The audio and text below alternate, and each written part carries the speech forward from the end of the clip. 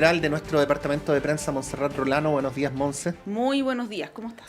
Muy bien, también a nuestros panelistas, desde Antofagasta en primer lugar, a la académica de la Universidad Católica del Norte, Francis Espinosa. Bienvenida, Francis, gracias por estar acá, como siempre. Muy buenos días, Patricio, Montserrat, Jorge, muy feliz de estar con ustedes desde Antofagasta. Sí, nosotros también, igual cosa que tener acá a Jorge Arrate. Jorge, bienvenido como siempre. Este, ay, sí, estabas en silencio, parece. Estás en silencio, Jorge, no te escuchamos. Bueno, Ahí muchas sí, gracias. ahí Ay, sí. sí. Bienvenido, Jorge, Francis. Bueno, hace unos minutitos Pato hablaba con la representante del Servicio Jesuita Migrante a propósito de los últimos acontecimientos en Los Valledor, esta exigencia del carnet chileno. Ayer el vocero de Los Valledor se retractó de alguna manera, dijo que había sido un error comunicacional, que lo que estaban exigiendo era documentos que acreditaran la identidad de quienes ingresaran a esa feria, ¿no? A ese mercado. Lo abordamos desde la perspectiva de la migración, de los prejuicios, ¿no? Pero les quiero proponer llevar el tema desde la perspectiva de la seguridad pública, que es otra arista que tiene a propósito de lo que ocurrió ayer con esta ciudadana chilena que disparó e hirió a 3 personas, entre ellas un camarógrafo de Chilevisión, que es el que está más grave, de hecho lo tuvieron que operar. Esto, bueno, de alguna manera reabre el debate sobre quiénes debieran estar armados, quiénes no, el rol de la seguridad privada y también de los militares, ¿no? Del tema de la infraestructura crítica, que ahí avanza a paso bien lento. Ayer, por ejemplo, parlamentarios de Renovación Nacional anunciaron la presentación de un proyecto para declarar infraestructura crítica centros de distribución agropecuaria. Esto se suma también a lo que se había dicho antes respecto de las poblaciones, ¿no? ¿Qué les parece esta discusión a propósito de lo que ocurrió en Los Valledor, que nos lleva nuevamente a la agenda de seguridad? Francis. Sí, bueno, muy buenos días, un placer de compartir el panel con Jorge, ¿no? Varios aspectos que son importantes en política, ¿no? En primer lugar, señalar que todo es político, ¿no? O sea, cualquier dicho o cualquier gesto, cualquier acción nos remite, digamos, a una conversación pública y a discusiones, digamos, que tienen que ver con política, como el caso, digamos, del famoso carnet chileno, que efectivamente hay digamos, un retroceso en términos de que más bien sea un documento nacional, y eso también nos lleva, yo diría, desde una mirada más internacional, a el rol de la migración, o más bien los procesos migratorios, cómo han ido generando, digamos, unas miradas más bien en retroceso,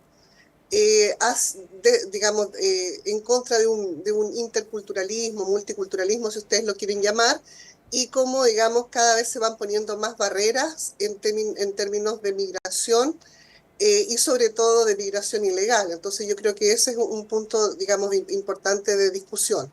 La segunda, me da la impresión que este gobierno ha sido uno de los gobiernos que más, digamos, ha empujado leyes rápidas en torno a los temas relacionados con seguridad.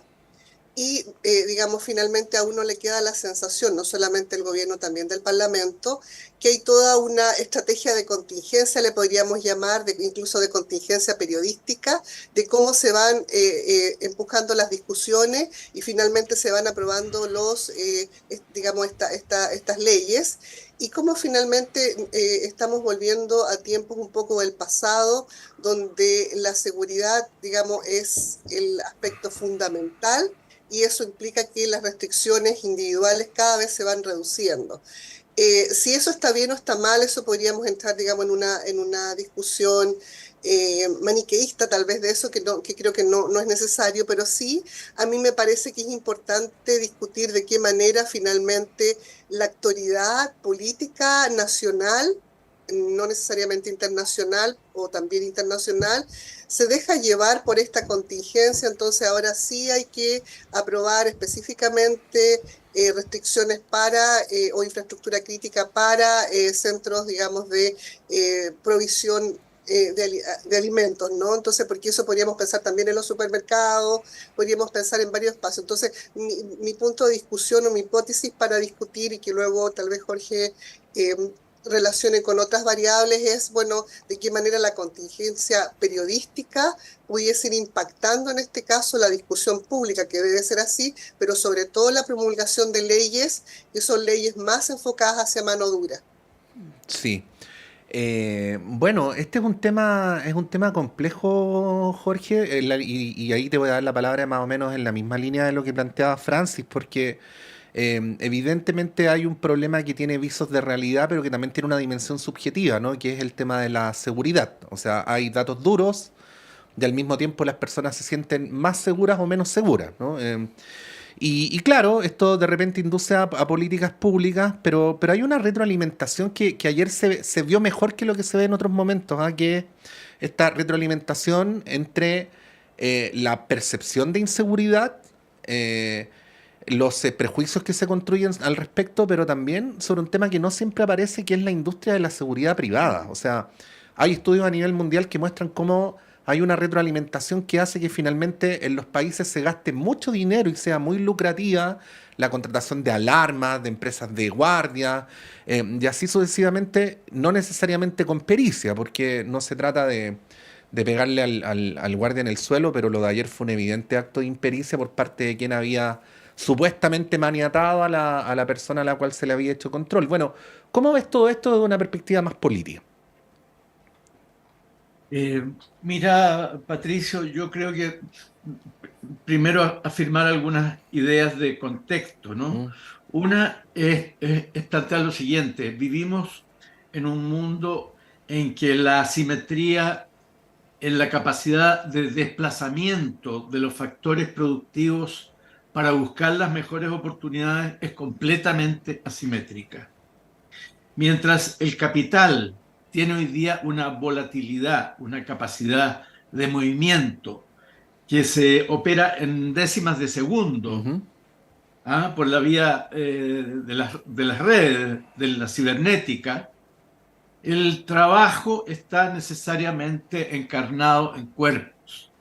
Y esos cuerpos son muy difíciles de trasladar. Entonces tenemos un capital sumamente volátil que busca sus ganancias con mucha facilidad, y tenemos masas de trabajadores que quieren mejores condiciones de vida y que sin embargo tienen que trasladarse a sí mismos y a sus familias para encontrarlas. Y cuando llegan al lugar donde creen que están, en general reciben un trato bastante discriminatorio y desdoroso, fundado en muchos casos en que un país no puede hacerse cargo de todos aquellos que quieren ingresar a ese país. Pero este es un elemento que yo creo que hay que tener presente. El segundo es que el tema de seguridad, a mi juicio, no puede seguir tratándose como un tema exclusivamente de la contingencia. Ujú. Aquí el tema de la seguridad de las personas está vinculado a las características de una sociedad. No quiero parecer latero, porque ya realmente este elemento simplemente se salta en todos los análisis hoy día. Pero mientras más desigual es una sociedad, más posibilidades hay que allí se desarrolle más criminalidad. Eso está probado en los estudios y en las estadísticas. Entonces, una sociedad cada día más desigual, como es la chilena en términos absolutos, entre los que tienen más y los que tienen menos, genera un caldo de cultivo de criminalidad y de delincuencia. ¿Qué es lo que quiero decir? Aquí debería haber dos líneas. Una línea que es una línea de mediano y largo plazo, que significa decir, mire, este país lo vamos a hacer menos desigual y con eso vamos a ir mejorando la seguridad que siente cada uno.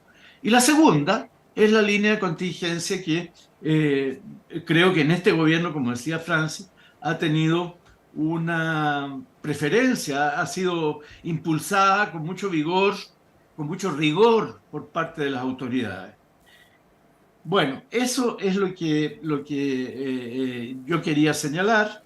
Creo que refiriéndome a este segundo ámbito, sin dejar de lado el primero que he señalado, que me parece que es muy importante, pero en que la sociedad chilena parece que no está dispuesta a poner más recursos, a pagar más impuestos, a elaborar cambios estructurales que permitan una sociedad más igualitaria, pero en esta segunda yo pienso que lo ocurrido en Valledor ha sido interesante por varias razones, pero para no extenderme voy a mencionar una. Creo que ha habido un diálogo fructífero entre Lo Valledor y La Vega y las autoridades de gobierno.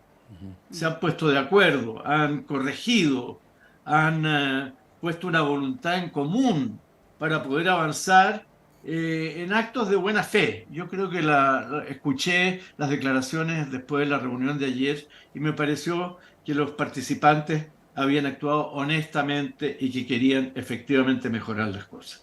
Sí, ahora efectivamente, ayer hubo una reunión en la tarde, quedaron de aplicar ciertas medidas y evaluarlo en un tiempo más, ¿no? En un mes más. Francis, ahora tomando lo que plantea Jorge de los debates que son más contingentes, más coyunturales, el tema de la seguridad. Ayer, por ejemplo, el senador Juan Luis Castro del PS hablaba de que había que reforzar con militares en las zonas como Lo Valledor, que es algo que él viene planteando hace tiempo. Pero por otro lado están otros debates que parecen ser relegados a un segundo, tercer, último plano, pero que son importantes también. ¿Ah? Y quiero citar aquí algo que decía en Twitter ayer Axel Callis, experto electoral, representante de Tú Influyes, que él señalaba, y lo voy a leer, ¿eh? Decía: me llama la atención que personas que hacen análisis no logren distinguir lo urgente de lo importante. Lo urgente siempre está arriba en las encuestas, mientras que lo importante abajo. No compiten. No es lo uno o lo otro. Delincuencia no compite con educación de calidad. Y yo creo que eso resume muy bien varios de los debates que estamos teniendo. Por ejemplo, el tema previsional, tributario, ¿no? Ya vamos a ir a esos temas, pero solamente estamos hablando de delincuencia porque es lo que marca las encuestas, es la prioridad número uno, pero lo otro tiene relación también en la línea de lo que plantea Jorge, ¿no? Cómo somos una sociedad menos segregada, menos desigual. Si uno ve la comparación con otros países que tienen menores índices de segregación y de desigualdad, eso también tiene que ver con la seguridad ciudadana. ¿Cómo ves eso, Francis, también como de estas construcciones mediáticas que se hacen, donde un tema se superpone por sobre otros y no existe, digamos, los otros? Sí, yo quisiera señalar que desgraciadamente el periodismo rápidamente cae en estas relaciones causales o en estas variables causales. Y por ejemplo, Pulso Ciudadano plantea, digamos, la encuesta que aparece el fin de semana, plantea en primer lugar el tema de seguridad y en segundo lugar el tema de migración. Entonces, ahí uno ve una relación causal. Ahora, yo comparto el punto de vista de Patricio de que pareciera ser que la percepción de inseguridad está un poquito más cerca de la realidad. O sea, eso yo creo que cada persona lo ha ido, digamos, entendiendo. Pero también, digamos, a nivel internacional, a nivel de región, diría yo, ¿no? De América Latina, queda la sensación de que en primer lugar el concepto de seguridad es un concepto que vende electoralmente, así como el concepto de cambio.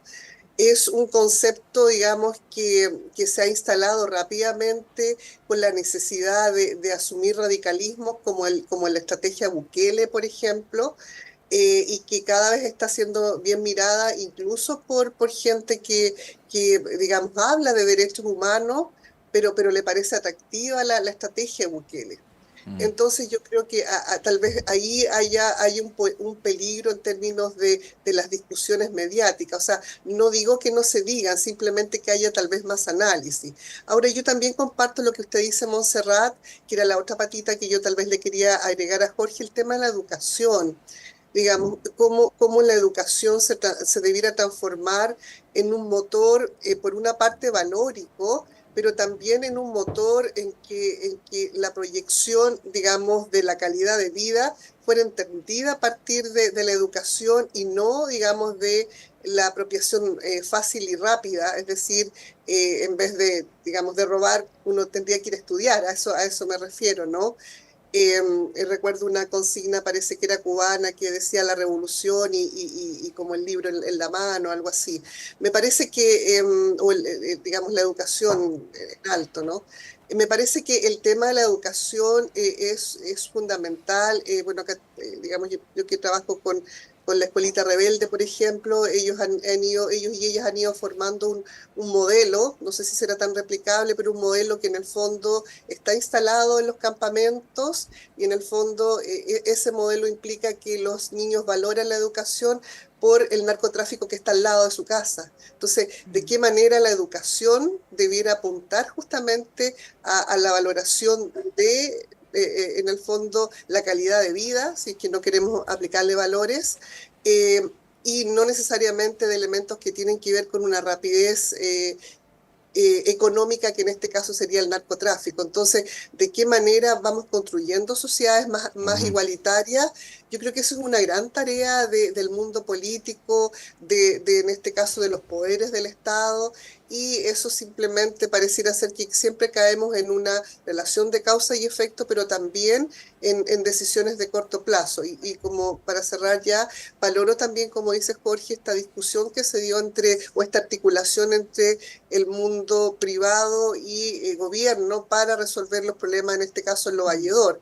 Pero eso debiera debiera prolongarse a lo largo del país y tal vez con autoridades regionales y locales, o sea, de qué manera hay una mejor articulación para, en este caso, resolver los problemas de seguridad. Jorge, ¿algo que agregar sobre el punto antes de...? Sí, adelante. Sí, Patricio. Sí. Trato de ser breve. No, por favor. Yo no puedo dejar pasar la ocasión para señalar que dos cosas. Uno, cuando uno ve el noticiero, yo veía el noticiero a las 8:30 de la noche, ahora estoy viendo los titulares, pero ni siquiera los titulares, porque en realidad son puros crímenes, son robos, crímenes, incendios, balaceras, etcétera, ¿no?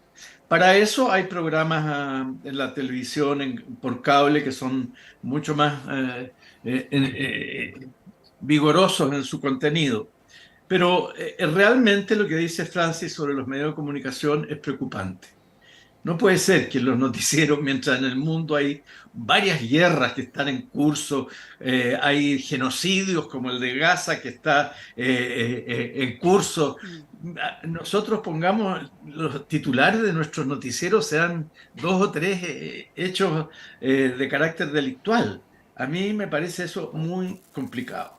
Segundo, quiero agregar que en el caso de Lo Valledor, yo entiendo que además de los problemas de inseguridad, incertidumbre por las personas que ingresan, ahí hay en el interior, según denuncian los locatarios, el funcionamiento de mafias.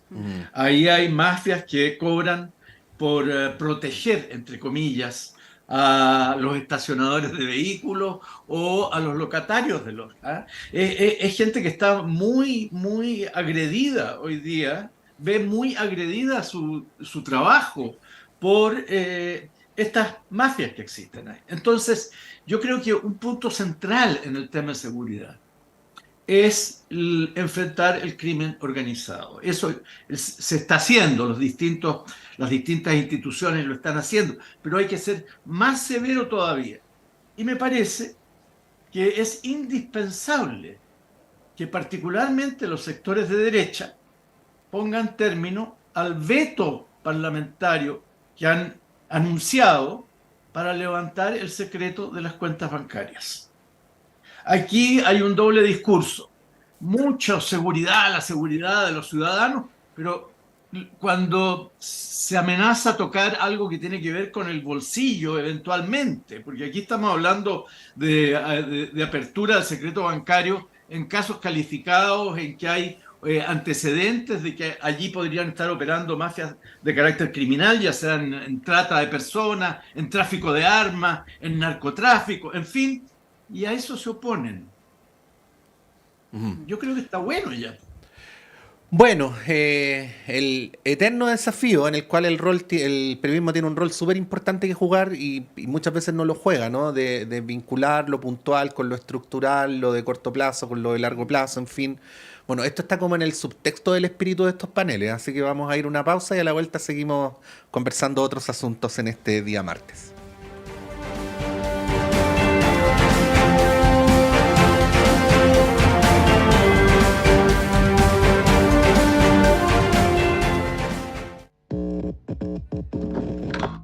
Sala Máster de Radio Universidad de Chile presenta jueves 25 de abril a las 19:30 horas al Grupo Nacional de Quirusa. Esta banda pionera de la escena musical chilena regresa a este escenario en un concierto acústico y de fina selección.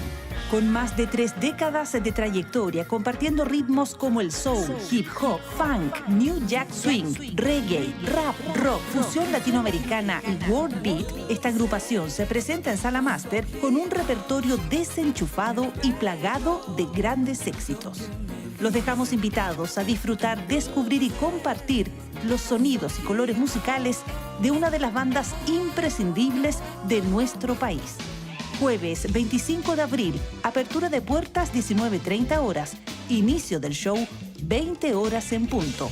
Entradas disponibles en Portal Disc y más información en nuestro Instagram @salamastercl.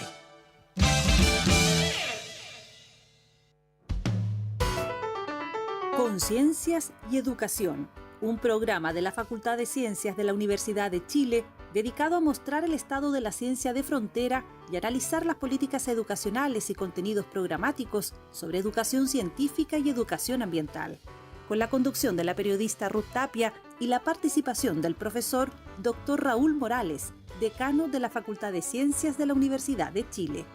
Conciencias y Educación, un programa para una ciudadanía más demandada en los avances científicos, tecnológicos y ambientales. Todos los viernes a las 12 horas en el 102.5 FM y radio.uchile.cl.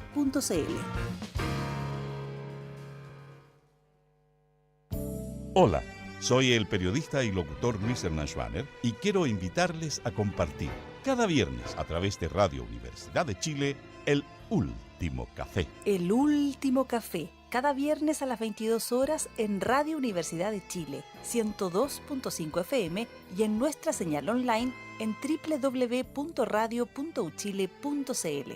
Recuerde, El Último Café, cada viernes a las 22 horas en la radio que piensa. Usted está invitadísimo a compartir con nosotros El Último Café.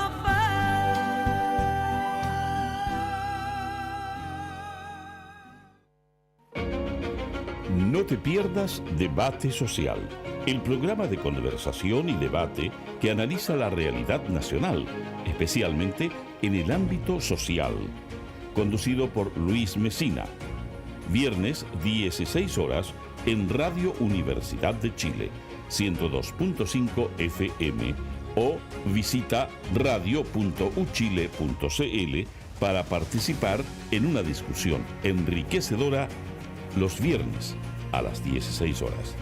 Acompáñanos y sé parte del diálogo que marca la diferencia.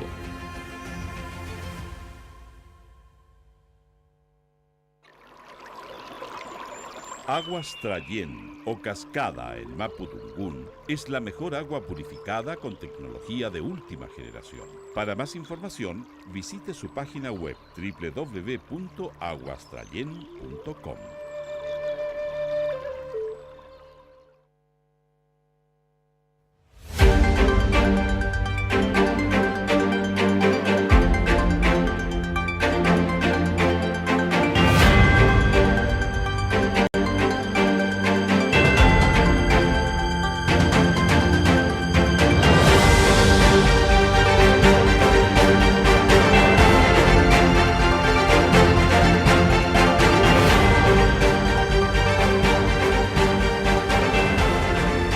8:03 de la mañana. Continuamos en Radio Análisis y queríamos llevarlos a un tema en el cual sabemos de antemano que no es necesario que hablemos estrictamente de economía, primero por una cosa muy evidente, que es que los cuatro que estamos en este panel no somos economistas, ¿no? Ninguno de los cuatro. Jorge Arrate. Ah, Jorge sí, po. Lo es. Sí, po, Jorge. Yo, soy economista en desuso. Muy bien. Pero igual, Jorge, queríamos apelar más bien a la dimensión política o a las reacciones que derivan de las cifras del IMASEC, ¿no? Que son números que duda caben, los mejores que hemos tenido en al menos 2 o 3 años. Ayer entrevistábamos al ex ministro y decano de la Facultad de Economía de esta universidad, José Gregorio, quien decía por un lado que este gobierno había tenido mala suerte porque lo había agarrado en el principio un mal ciclo macroeconómico global o regional, y luego agregaba algo que a veces Francis Jorge en el debate contingente se olvida, que es que el éxito o fracaso de las gestiones económicas de los gobiernos está en buena medida muy determinado por los ciclos mundiales y regionales, y a veces en menor medida por el mérito, la virtud de lo que puedan hacer las autoridades locales. No porque no sea necesaria la virtud, sino porque economías como las nuestras están muy condicionadas por los fenómenos más globales. Pero como sea, el gobierno ha ido mostrando números, ¿no? Ha ido mostrando avances. Pero luego el sistema político y los medios lo procesan como lo procesan, ¿no? Ahí quería preguntarles cómo ven esa traducción, especialmente porque en general para la gran población siempre se hace un poco difícil entender la economía, ¿no? Y uno desearía que todos supiéramos más de economía para tener una perspectiva más crítica sobre este asunto. Bueno, les cedo la palabra. Si les parece, partimos esta vez con Francis. Ya, gracias Patricio. Sí, efectivamente yo no soy especialista, digamos, en economía, pero igual en mi doctorado tuve economía política internacional. Y lo que quisiera señalar es lo siguiente. Yo recuerdo que debe haber sido el año pasado o antepasado, seguramente el año pasado, se hacían, digamos, pronósticos bastante desfavorables para la economía chilena. Se hacían pronósticos desfavorables en realidad en la región, en América Latina, y Chile iba a ser uno de los países que iba a crecer menos. Entonces, bueno, eso tenía, digamos, que ver efectivamente con ciclos macroeconómicos internacionales, y sobre todo con, yo no sé si tanto con un cambio de gobierno, pero sí, digamos, un poco la recuperación total a partir de la pandemia del COVID. O sea, entonces estos pronósticos eran bastante desalentadores para el país, y eso, digamos, en este caso coincidía con un gobierno de izquierda, que en realidad pareciera ser que la economía y la izquierda, digamos, no se llevan bien. Ahí Jorge me podría dar una mejor definición. Sin embargo, digamos, las definiciones que se dan de las cifras del IMASEC son bastante interesantes. Son bastante interesantes, y comparto el punto de vista de Patricio, que como decía Humberto Maturana, uno es responsable de lo que dice e irresponsable de lo que los otros oyen, o cómo interpretan o traducen en este caso las cifras. No podríamos, digamos, desconocer que también las cifras tienen que ver con procesos de gestión de política doméstica, o sea, es decir, en la gestión del gobierno. Entonces yo tengo la impresión de que, a pesar de que había una visión bastante negativa a nivel macro-región, especialmente de Chile, los pronósticos un poco se han ido diluyendo en una visión un poco más optimista. Ahora, una de las cosas que también estudia, porque la economía es de las ciencias sociales, lo recuerdo muy bien, una cosa, digamos, que estudia es un poco, por una parte, la percepción, digamos, micro y macroeconómica, pero también esta sensación de esperanza en los mercados y en las inversiones, y esta sensación también incluso individual de si me está yendo bien o me está yendo mal. Entonces, y eso pareciera ser que inyecta, que es un poder más ideacional, más ideático, eso pareciera ser que inyecta una energía positiva a los ciclos, en este caso macroeconómico, y por supuesto desde una economía más doméstica. Sí, ahí Jorge, bueno, preguntártelo si quieres referirte al tema más específico desde el punto de vista económico, pero como decía Pato, en clave política, porque al ministro Marcel puntualmente se le ha criticado bastante los últimos meses, ¿no? Los últimos 2 años yo diría, pero los últimos meses se ha criticado el desempeño económico del país, ¿no? Se ha dicho que es paupérrimo. Hay algunos economistas que lo han vinculado con el estallido social, con el Frente Amplio. ¿Para qué voy a citar cosas Partido que ya hemos Comunista, los dicho, el Partido narcos, sí. Comunista, en alianza con los narcos, en fin. Pero más allá de esas caricaturas que en realidad no tiene mucho sentido plantearlas acá, ha sido en general, ha habido mucha crítica al manejo económico del gobierno, al desempeño, y yo quiero volver a mencionar la entrevista que tuvimos ayer acá con José Gregorio, porque él fue muy explicativo, ¿no? Fue muy pedagógico, y él dijo lo siguiente: hay una cosa que se llama ciclo económico, y el ciclo es el que domina en el periodo de 4 años. Entonces, por ejemplo, este gobierno tuvo la mala suerte, porque no fue responsabilidad de ellos, de entrar en un ajuste, ¿no? Ahí preguntarte cómo lo ves desde el punto de vista también de las críticas políticas, porque esto se utiliza, obviamente, para criticar al gobierno, y por otro lado, para evitar discutir reformas que tienen que ver también con la economía, ¿no? Que pasan por el Ministerio de Hacienda. Estoy pensando en el pacto fiscal, en la reforma previsional, etcétera. ¿Cómo lo ves? Mira, eh, Francis señalaba que parece que la izquierda no se aviene bien con la economía. Y tiene razón, cuando uno mira los procesos que han estado liderados por la izquierda y los fines que se ha planteado, particularmente en aquellos procesos que han intentado cambiar el sistema económico y político, efectivamente la economía es un área muy complicada. Lo fue, sin ir más lejos, en el proceso de la Unidad Popular que encabezó el presidente Salvador Allende.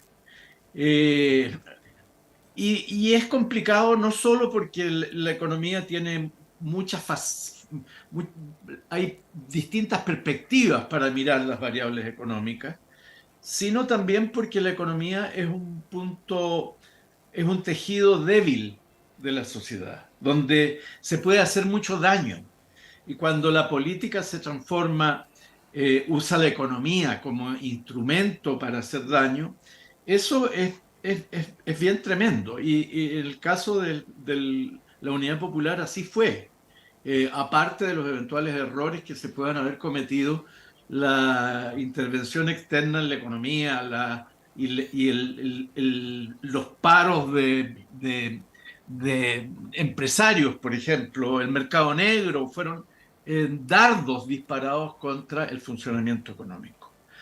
Ahora, yo creo que el gobierno ha tenido, mirándolo desde la perspectiva que el gobierno eligió, un buen desempeño en el manejo de la economía. Tiene un ministro de Hacienda que es un hombre cuya capacidad técnica y política nadie pone en duda. Es un gran economista y tiene una formación determinada que significó que adoptó una política restrictiva de luchar contra la inflación. Ha obtenido éxito en esta lucha, pero para hacerlo también provocar una ralentización, una lentificación del crecimiento económico.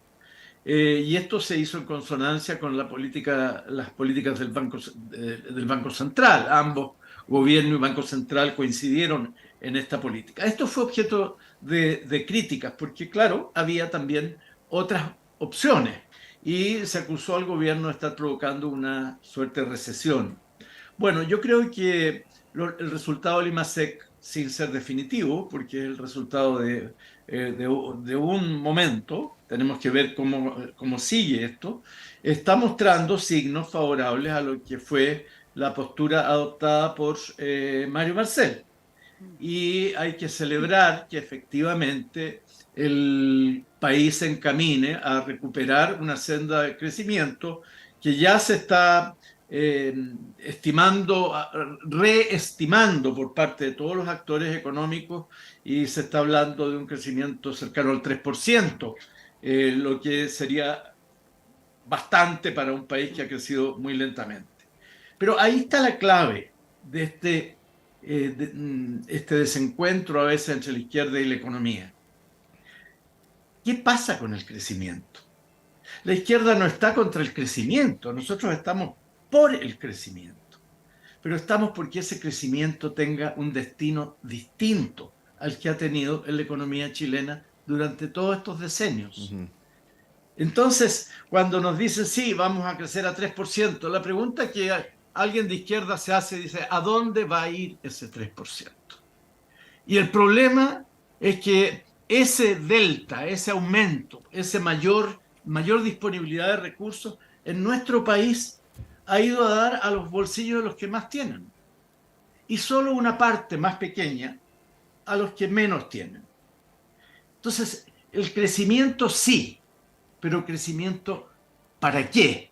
Y es ahí donde entramos a la batalla política por concepciones distintas de la sociedad y por modelos económicos distintos.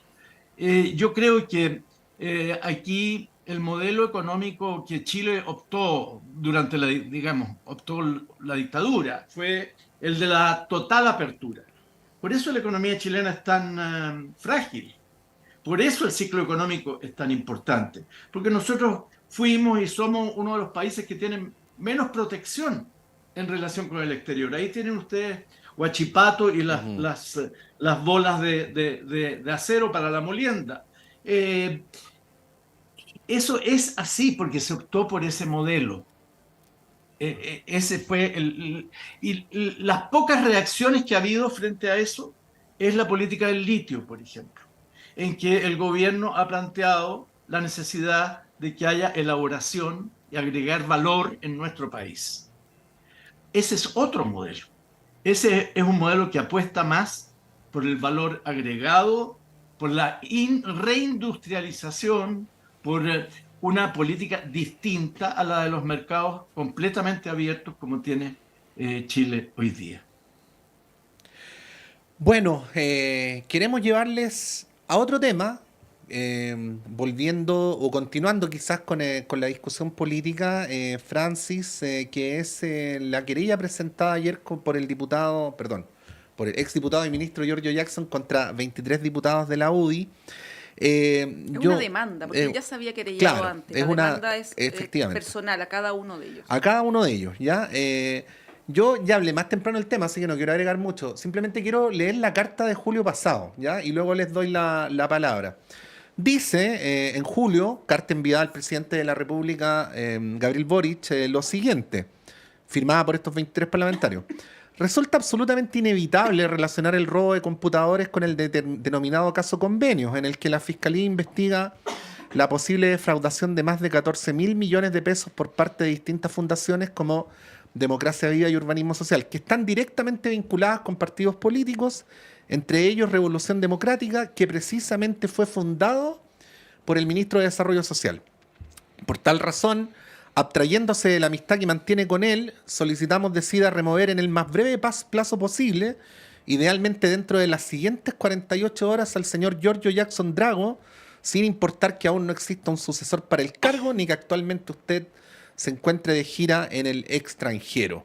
Cierre comillas. Bueno, eso es lo que dice la carta que ha motivado esta acción judicial. Jackson ha dicho que si se disculpan públicamente, él retira las querellas, y lo que han dicho los diputados de la UDI es que van a esperar el resultado del proceso judicial para ver si se disculpan o no se disculpan. Bueno. No, y anunciaron una contraquerella. O sea, claro, algunos anunciaron una contraquerella inclusive. Bueno, Francis.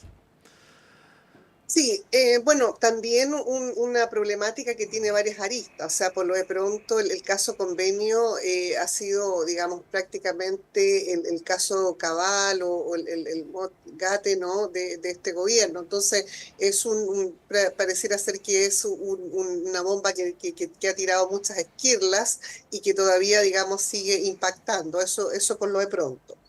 Lo segundo, una tendencia que ya se veía venir, ¿no? En el fondo, de qué manera, pese a la independencia de los poderes del Estado, pareciera que los poderes del Estado, digamos, tienen una lógica de ir ejerciendo gallitos o de ir desarrollando, digamos, una condición de tensión constante entre ellos, como agencia y estructura, como le hablamos en política internacional. O sea, pareciera ser que siempre están en tensión.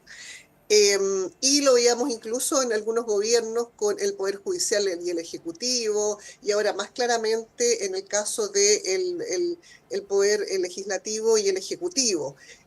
Hay una columna bien interesante en CIPER que habla de qué manera el gobierno de Gabriel Boric tiene las peores condiciones políticas, no estructurales, políticas, para gobernar, es decir, un parlamento extremadamente, digamos, variopinto, pero también extremadamente hacia la centro derecha. Entonces, en ese espacio es que evidentemente aparece, digamos, esta asociación entre el caso Convenio, el exministro Jackson, y el robo de los computadores, porque yo me acuerdo que en ese tiempo estaba en Santiago, en una rápida visita, y me acuerdo yo que, claro, que en el fondo salta el caso Convenio y rápidamente ocurre el robo de computadores. O sea, en tiempo era muy, muy cercano, y no digo que daba para pensar, digo que en el fondo, sobre todo la centro derecha pensó que había una relación causal directa, ¿no? Entre ambos aspectos. Ahora, es tal vez un poco inédito esto, ¿no? Digamos que un exministro finalmente se querelle y después demande. Y también es un poco inédito que los aludidos, en este caso, prácticamente ocupen la teoría del Chino Ríos, no estoy ni ahí. O sea, a mí me parece, digamos, que por lo menos ameritaría, no sé si disculpas públicas, porque, digamos, depende, digamos, de las concepciones, pero sí ameritaría por lo menos una reacción analítica de llegar y culpar en este caso a quienes ejercen otro poder del Estado. Yo creo que ahí está la discusión importante, porque además este tipo de tensiones, que a lo mejor son relativamente normales en un periodo de post-democracia, pero finalmente igual van socavando la robustez institucional y por supuesto la democracia. Ahora, Jorge, esta práctica bien nociva de imputar delitos al adversario político sin tener absolutamente ninguna prueba, ningún antecedente ni nada que indique aquello, es súper complejo, po. Y no solamente en el caso de Revolución Democrática, yo lo digo en general respecto de cualquier partido. O sea, esto de alguien es del sector contrario al mío y le imputo un delito para desacreditarlo públicamente. Y el caso de Giorgio Jackson además es bien emblemático, porque realmente no había nada que lo vinculara al caso Convenio, salvo haber sido fundador de Revolución Democrática, ¿no? Y a él efectivamente se le linchó públicamente. Una cuestión que uno vio, de hecho, cuando fue a presentar la querella, que había gente que pasaba por el lado de él y le decía devuelve los computadores, ¿no? Claro, o pelado devuelve la plata. Exacto. Claro, Es sí. bien complejo, Jorge. ¿Cómo lo analizas desde esa perspectiva? Obviamente te puedes referir también a lo que planteaba Francis. Yo creo que el caso de Giorgio Jackson es un caso extremo, aunque no único, porque esos extremismos en la política se están reproduciendo, están existiendo en todos los ámbitos. Vivimos un momento, yo creo que muy penoso para la política en el mundo, porque la desfachatez, la impudicia, el insulto, se han hecho práctica. Miren ustedes al presidente de Argentina refiriéndose al presidente de Colombia. Eso, yo creo que esta es una hipótesis mía, pero yo creo que el que desató esa fuerza fue Trump, fue el trumpismo, ¿no? Fue esa manera de enfrentar lo políticamente correcto, que ya no existe, porque hoy día lo que vale es lo incorrecto. Y tuvo imitadores, Bolsonaro, Bukele, Orban, en fin, en todo el mundo. Gente que empezó simplemente a expresar una odiosidad que tenía oculta. Y la derecha tiene aquí en nuestro país un espíritu revanchista, una odiosidad por lo que fueron sus derrotas después del desplazamiento de la dictadura que la derecha apoyó. No podemos olvidar que la derecha votó por la continuidad del dictador en el plebiscito de 1988. ¿Para qué nos hacemos los lesos? 44% sacaron. Es una alta votación en 1988. Y la derecha es allí donde se ha afirmado, pero en los últimos 30 o 40 años ha tenido que aceptar que en materia de derechos humanos se lleve adelante un proceso de sancionamiento, de penalización de los principales culpables, no de todos, pero sí de los principales. Y ha tenido que enfrentar el hecho que su líder, durante 17 años en el gobierno, fue un ladrón que robaba dinero público. Entonces, la odiosidad acumulada es muy grande. Y la coincidencia con la difusión del trumpismo hace que personajes como estos 23 diputados, a los que no conozco, no sé quiénes son, no debo conocer a ninguno, manden esta carta y además digan otras cosas mucho peores que la carta, porque dijeron que Giorgio Jackson era el líder de una banda, ¿no? Pero Entonces, ese fue Fidel No, Espinosa, Jorge. Además fue del Fidel oficialismo. Espinosa que se pliega Claro. habitualmente Sí. a causas como esa. Bueno, pero desgraciadamente su partido parece que no hay sancionamiento allí a ese Sí. tipo de conducta. Bueno, el tema es que el deterioro que se ha producido ha sido enfrentado con coraje por Giorgio Jackson. Y ha hecho algo que normalmente no se hace, porque la gente le insulta y se deja insultar. Pero aquí hay otro elemento que yo quiero destacar que hay detrás. Discúlpeme si en esto sueno algo propagandístico, porque estoy hablando del que es hoy día mi partido, el Frente Amplio. La derecha está tratando de triturar al Frente Amplio, a su figura, al presidente Boric, a Giorgio Jackson, tiene entre ceja y ceja a Camila Vallejo, a Crispi, a los que participaron en el arreglín de los convenios, en fin, en este último caso, con razón que se investigue y se vea si son culpables. Bueno, pero la derecha tiene como una obsesión por liquidar al Frente Amplio. Y eso es por la potencialidad que tiene, por la juventud que tiene, porque estos personajes de que estamos hablando tienen muy largos años de proyección y de vida política. Y tienen el germen de la creatividad para desde ahí elaborar un nuevo proyecto de izquierda que realmente conduzca a la transformación del país. Entonces se trata de darles duro. Y Giorgio Jackson se ha plantado al frente y les está dando duro de vuelta.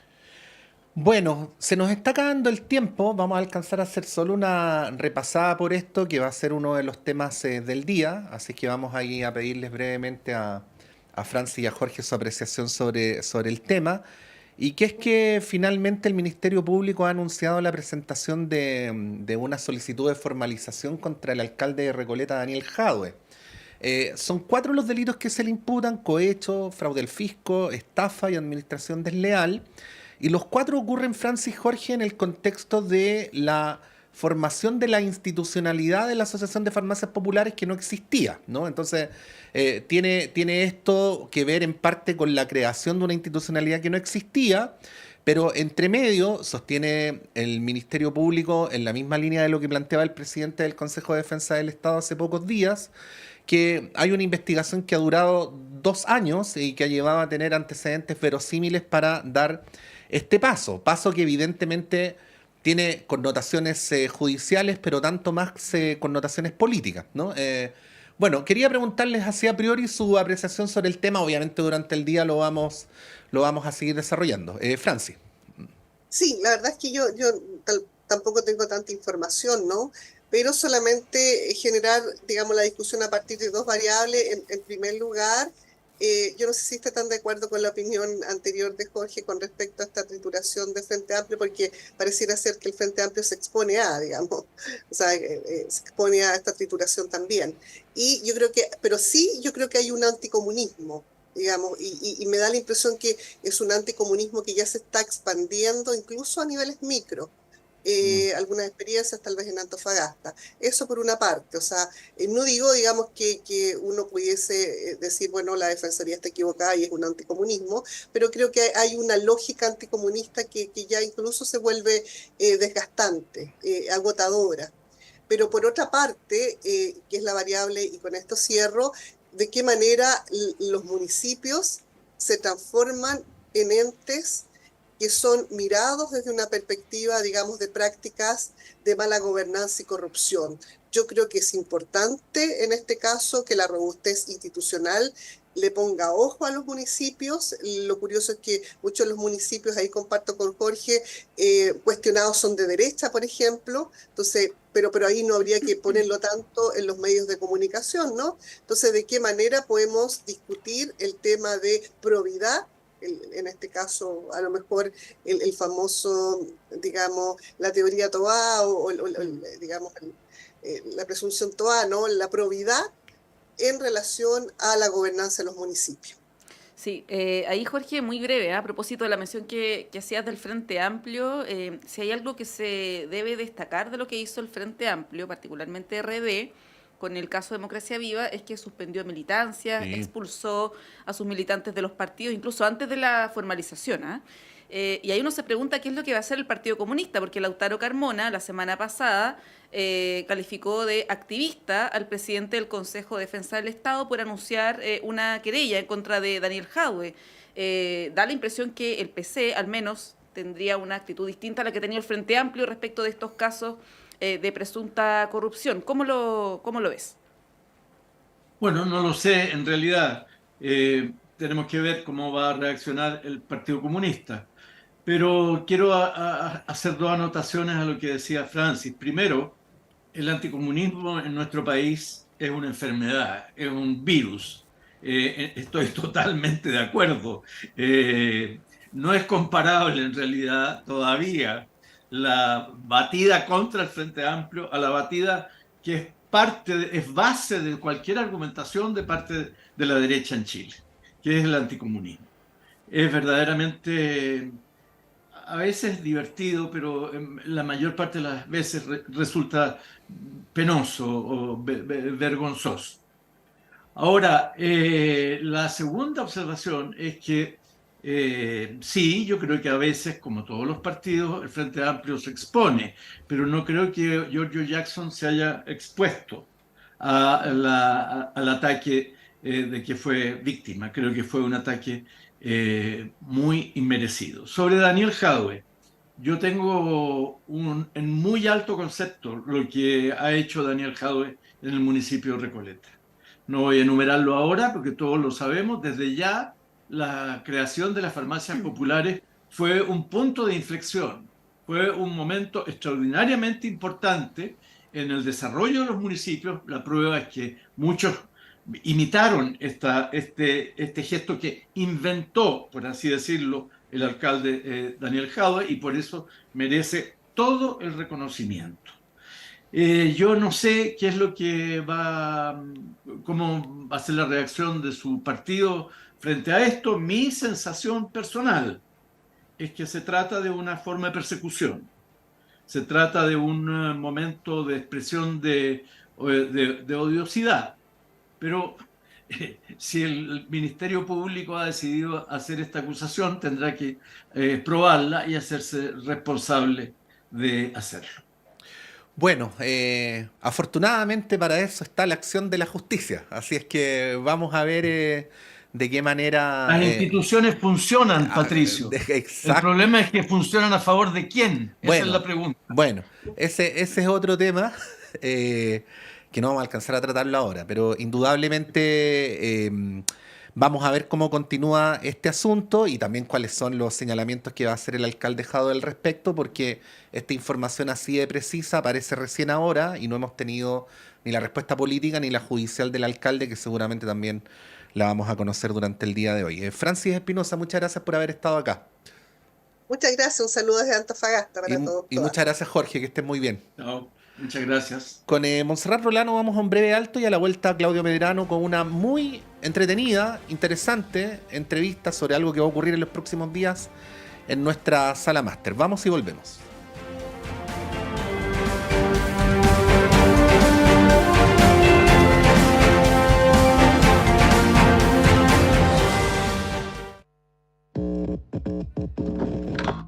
Sala Máster de Radio Universidad de Chile presenta Yorka Unplugged en un concierto único y especial.